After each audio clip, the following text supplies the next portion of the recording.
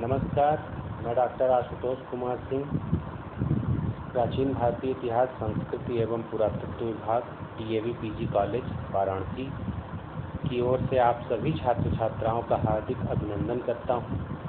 आज जिस विषय सामग्री पर हमें चर्चा करना है वह है परिवार, जो BA चतुर्थ सेमेस्टर के छात्र छात्राओं के लिए उपयोगी है। परिवार शब्द से आप सभी पूर्व में परिचित होंगे और सिंधु सभ्यता से ही लेकर भारतीय परिप्रेक्ष्य में जहाँ तक की बात की जाए, सिंधु सभ्यता से लेकर आज तक यह एक शाश्वत निकाय है जिसके निदर्शन हमें सहजता से उपलब्ध होते हैं।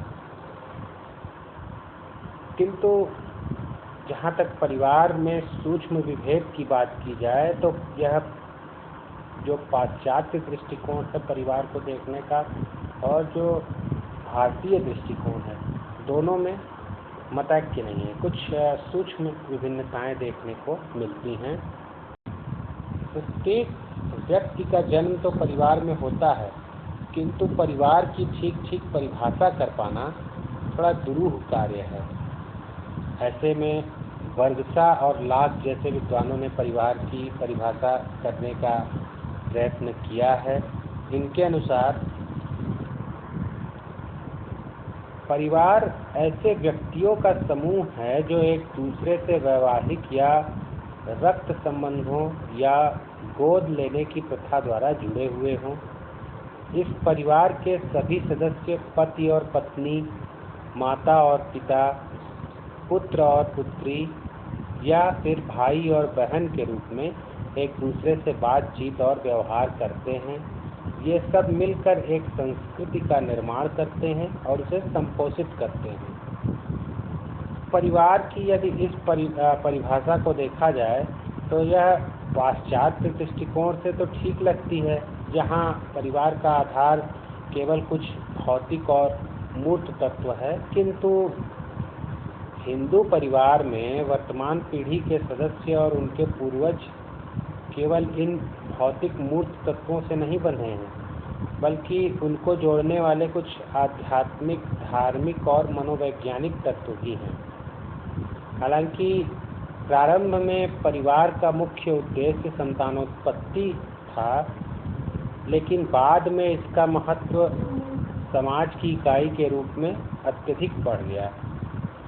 मैकाइवर और पेज जैसे विद्वानों का मत है कि समाज के संगठनों में परिवार से अधिक महत्वपूर्ण और कोई संगठन नहीं है।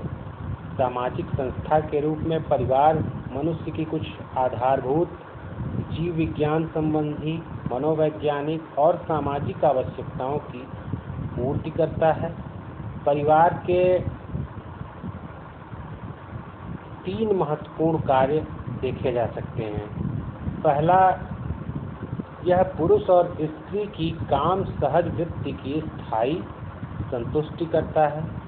दूसरा, यह बालकों को जन्म देता है और उनका पालन पोषण करता है। और तीसरा, परिवार के सदस्यों को परिवार में मिलने वाली सभी सुविधाओं से लाभ उठाने का अवसर प्रदान करता है। मनुष्य में मानवता और समाज के लिए उपयोगी गुणों का विकास तब होता है जब वह अन्य व्यक्तियों के संपर्क में आता है और उनके साथ बातचीत करता है। इसकी शिक्षा उसे अपने परिवार में ही मिलती है। उसके व्यक्तित्व की आधारभूत विशेषताएं, उसकी बहिर्मुखता या अंतर्मुखता आदि की प्रवृत्तियां या अधीनता की भावना, आशावाद या निराशावाद, संवेगात्मक स्वतंत्रता या निर्भरता, आत्मविश्वास या आत्मविश्वास का अभाव, अहम केंद्रवाद या समाज केंद्रवाद आदि उसे अपने परिवार में ही प्राप्त होता है। परिवार के वातावरण का मनोवैज्ञानिक और सामाजिक प्रभाव इतना गंभीर होता है कि मनोवैज्ञानिकों का तो यहाँ तक मानना है कि 5 वर्ष की अवस्था से पूर्व ही बालक अपने व्यक्तित्व और चरित्र की प्रमुख विशेषताएं प्राप्त कर लेता है। किसी व्यक्ति के नैतिक दृष्टिकोण पर भी परिवार का ही सबसे अधिक प्रभाव पड़ता है। पारिवारिक जीवन में सहयोग से ही मनुष्य में सहयोग, आत्मत्याग, मानव सेवा, विश्व बंधुत्व, प्राणी मात्र से प्रेम आदि परोपकारिता से संबद्ध गुणों का विकास होता है। परिवार का सर्वाधिक महत्वपूर्ण लाभ यह है कि यह प्रत्येक व्यक्ति को उसकी 4 मूलभूत इच्छाओं की संतुष्टि प्रदान करने का अवसर उपलब्ध कराता है।